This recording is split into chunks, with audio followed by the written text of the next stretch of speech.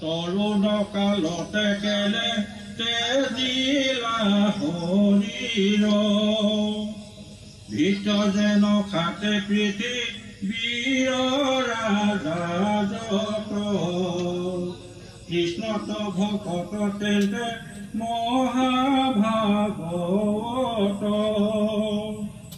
হৰিস্মৰি কৰিলা যি মতে তনু ত্যাগ কহিও তাহান জন্ম পুত মহাভাগ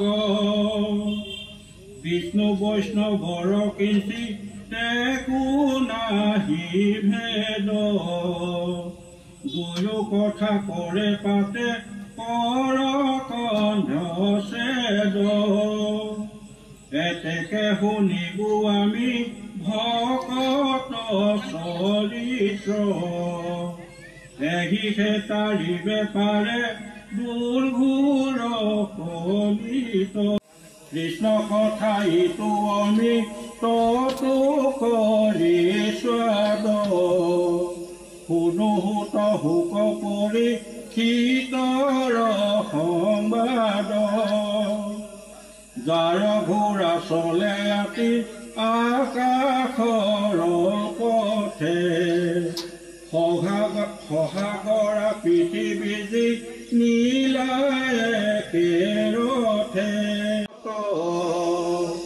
তাতো নানা বিঘ্নি আছে জানিলো মনত এতেকে প্ৰিয়ায়ো কৃষ্ণ চৰিত্ৰ শ্ৰৱণ মাত্ৰকে যেন কৃত জাগ যোগ কৰ্ম কৰি আমি চকীমুখবাসী ৰাইজৰ উদ্যোগতহে কৰিছোঁ। আমি সমূহ নাজিৰাবাসী ৰাইজৰ সহযোগত আমি সকলোৰে পৰা যি দুই এক পইচা দিয়া তেখেতসকলৰ সহায় সহযোগিতাৰ কিবা আমি আমাৰ প্ৰাণৰ শিল্পী সকলোৰে হিয়াৰামঠু জুবিন গাৰ্গৰ শ্ৰদ্ধাঞ্জলি অনুষ্ঠান পাতিম বুলি খুব কম সময়ৰ ভিতৰত সিদ্ধান্ত কৰিলোঁ। সিদ্ধান্ত কৰি আমাৰ চকীমুখ অঞ্চলতে কৰাৰ কথা ভাবি আমি তেখেতৰ শ্ৰদ্ধাঞ্জলি অনুষ্ঠানটো চকীমুখতে আয়োজন কৰিছোঁ। সামান্যভাৱে আমি যিমানটো পাৰোঁ আমাৰ গাঁও অঞ্চলৰ এটা অসুবিধা যথেষ্ট কম, তথাপিও যে আমাৰ যিখিনি সা সুবিধাৰে আমি যিমানটো পাৰিছোঁ আমি তেখেতৰ প্ৰতি শ্ৰদ্ধাঞ্জলি জনাবৰ বাবে এই অনুষ্ঠানটো আজি অনুষ্ঠিত কৰিছোঁ। আজি এই অনুষ্ঠান পৰাই এটাই আহ্বান জনাম, যিসকল জুবিনৰ ঘটনাৰ লগত জড়িত ব্যক্তি আছে, আমি এই অনুষ্ঠানৰ পৰা সমূহ নাজিৰাবাসীৰ হৈ আমি অনুৰোধ জনাম তেখেতসকলক সোনকালে তেখেতসকলৰ যিটো বিহিত ব্যৱস্থা ল'ব লাগে চৰকাৰে আইনীভাৱে সেই ব্যৱস্থা তেখেতসকলৰ ওপৰত গ্ৰহণ কৰক। আমি সেইটো আমি দাবীও জনাইছোঁ। আমাৰ সমূহ নাজিৰাবাসী হৈ আমি ইয়াৰ পৰাই দাবী জনাইছোঁ। আমাৰ আজি কাৰ্যসূচী আমি প্ৰথমতে আমি তেখেতৰ প্ৰতি শ্ৰদ্ধাঞ্জলি কাৰ্যসূচী এটা কৰিলোঁ। শ্ৰদ্ধাঞ্জলি কাৰ্যসূচীত আমি ভাগৱত পাঠ এটা অনুষ্ঠান কৰিছোঁ।